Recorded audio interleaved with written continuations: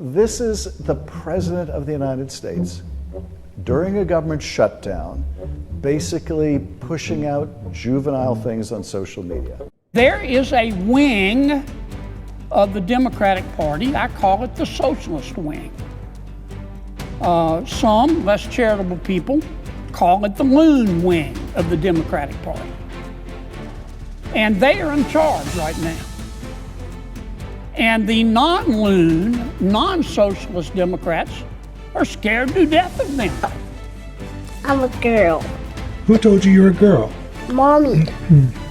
When did she tell you you were a girl? Because I love girls. Oh, I see. So mommy told you you were a girl? Uh-huh. The state of California says that I have to pay for the chemical and physical castration of my son as child support. I'm not going to pay that child support. I'm not going to pay anything to hurt my son. And that means you'll be going to prison? California is going to send me to prison for that. So, Jeff, you are going through something, you've been going through something that is probably a father's worst nightmare. Yeah. Tell me when this started. Started when my son was about 2 years old.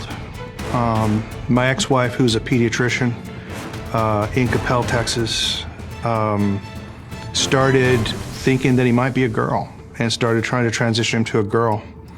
And when I tried to put a stop to that, she filed for divorce and used her relationships with care providers to force me out of my house. And so I moved about a mile up the road from my sons. She filed for divorce formally, and I had 50-50 custody of him. And just after his third birthday, I took the first iPhone video I'd ever taken, and it was him telling me that he thought he was a girl because his mommy tells him a girl. You can go on YouTube and just search for "Mommy Says I'm a Girl." You'll find that video.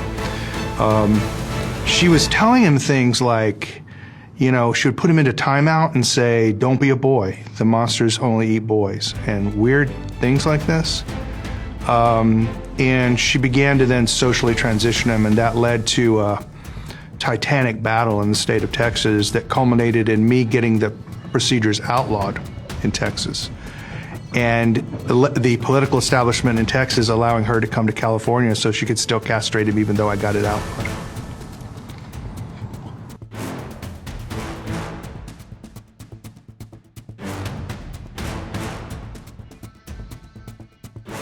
There is a wing of the Democratic Party, I call it the socialist wing. Some less charitable people call it the loon wing of the Democratic Party. And they are in charge right now. And the non-loon, non-socialist Democrats are scared to death of them. And lastly, before we go to John Kennedy, I just want to share this photo that Barack Obama just posted on X, celebrating his anniversary with Michelle Big Mike Obama. I just want you to look at their faces. Look at these expressions. Look at the sinister look on Michelle's or Mike, I don't know, face. But even Obama, that glint in his eye. You want to know where all this evil spawns from?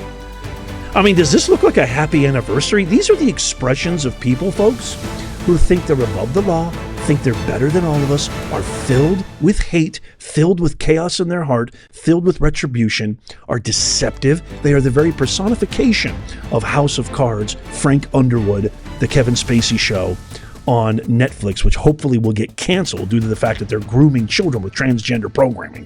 Obama, now it feels like you're asking for it. So just recently, Barack and Michelle Obama would go on a podcast where they would address their recent divorce allegations. In the midst of discussing the allegations, Barack Obama made the claim that young boys need a gay man in their life for guidance and that only having a father around isn't enough. He believes being around gay men helps young boys develop a broader perspective. But is that not what a mom and dad is for? I mean, your household had only one father in it, right? I'm not going to say what everyone else is thinking, but y'all pay attention to this interview and let me know what you think about it down below. That's one of the things that I think a lot of times boys need is not just exposure to one guy. One dad. One dad. No matter how good the dad is. He can't be everything. He can't be everything. And that boy may need somebody to give the boy some perspective on the dad. Yeah, right? yeah. One of the most valuable things I learned as a guy was I had a gay professor in college at a time when openly gay folks still weren't out of line, who became one of my favorite professors and was a great guy and would call me out when I started saying stuff that was ignorant. You need that to show empathy and kindness. And by the way, you need that person in your friend group so that if you then have a boy who's gay or non-binary or what have you, they have somebody that they can go, okay, I'm not alone in this. But look at I want an honest question. Free poll. Everybody in the comments, let me know. Are these the faces of happy, loving individuals? If you ask me, it's a capital N no. I'll just mention, I'll mention one more. Congresswoman Ocasio-Cortez got very, very upset, as did the socialist wing of her party, when the president sent over what's called a rescission package. Basically, President Trump just said, we want you to take some stuff out of the budget that we think is wasteful. And we did. And that upset the Congresswoman. She's entitled to be upset if she wants to. But that really upset the socialist wing of the party. And so we took out, and here's what they want us to put back in. Listen to this. We found that under President Biden, they were spending $3 million for circumcisions and vasectomies in Zambia. Give me a break. We took that out. The Congresswoman says, we're going to shut down government until you put that back in. Unreal. Unreal. We found $500,000 of American taxpayer money for electric buses in Rwanda. We found $3.6 million for pastry cooking classes and dance focus groups for male prostitutes in Haiti. I kid you not. I'm not making this up. This is It's in the insanity. budget. It's insanity. Under And Americans are President Biden. suffering. While We took Americans it out. suffer.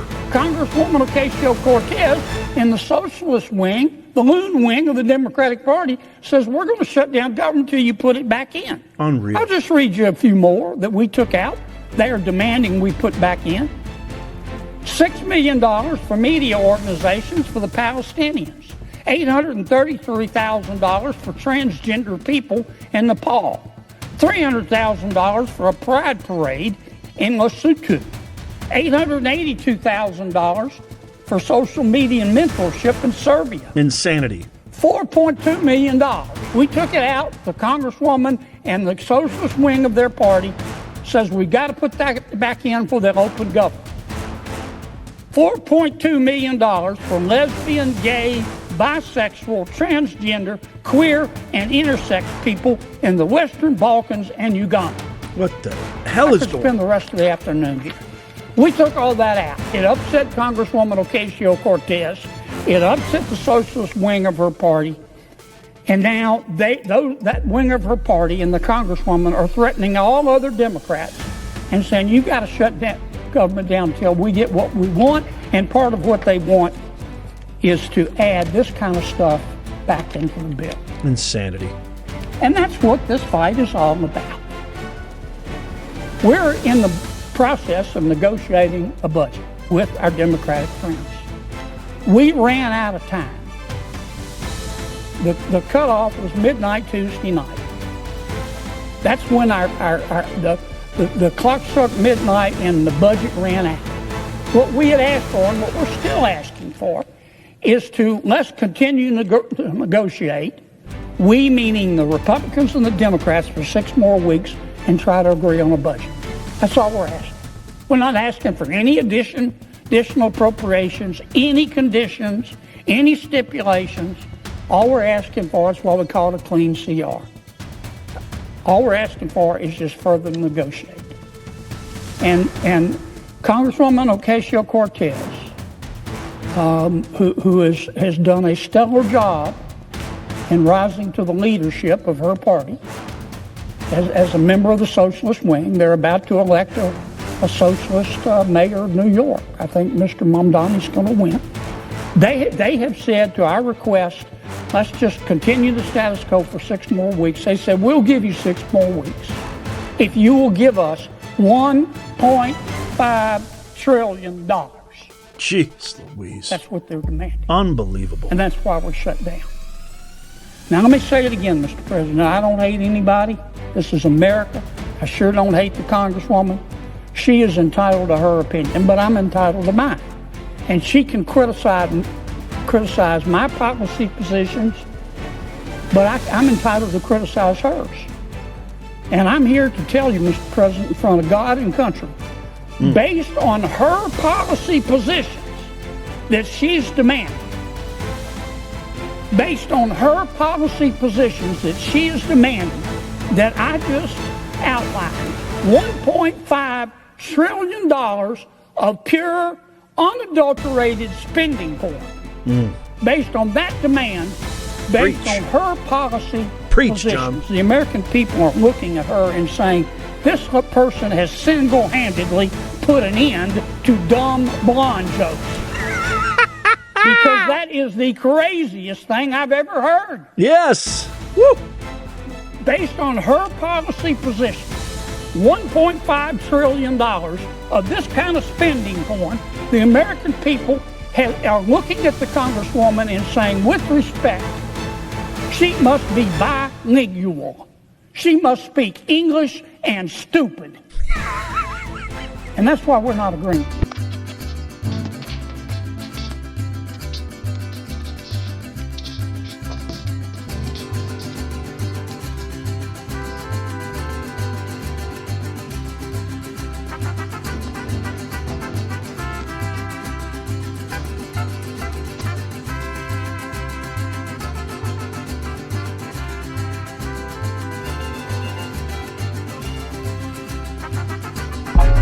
Cry harder, cry harder. Trump is your president. Cry harder, cry harder.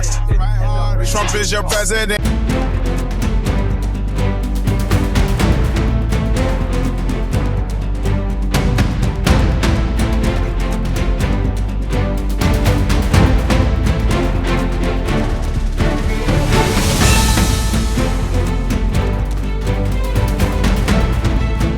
On the 3 unfired casings read, "Hey fascist!"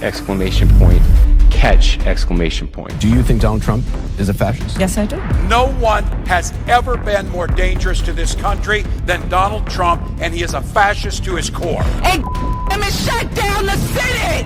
We are at war! We're in a war right now. We are at war. So you have to be willing to do whatever is necessary in order to save the country.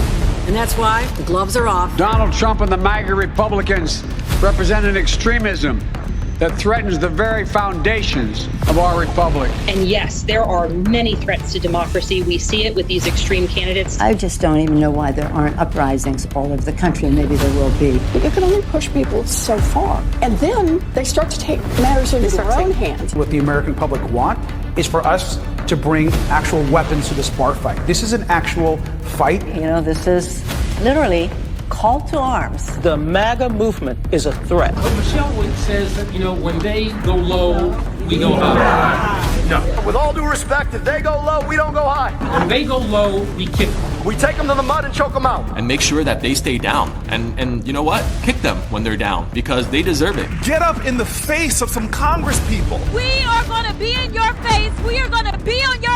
We have to fight this in the streets. We're going to fight it in the streets. It's time to step out of your comfort zone and step out into the streets. To our Republican colleagues, if you do not see the light, we will bring the fire. Resist! You and your little friend off of Twitter.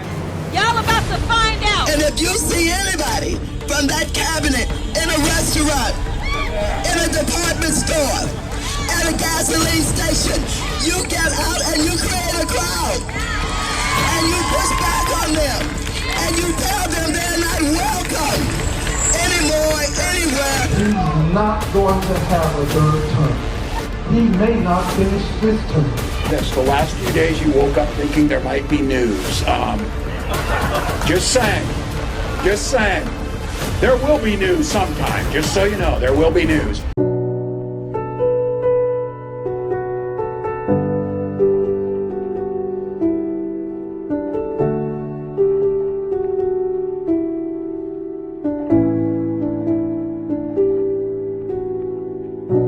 I want to be remembered for courage for my faith. That would be the most important thing. Most important thing is my faith in my life.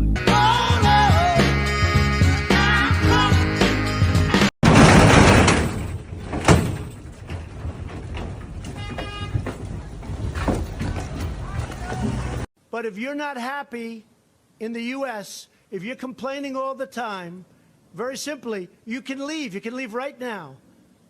Come back if you want. Don't come back. It's okay too. But if you're not happy, you can leave.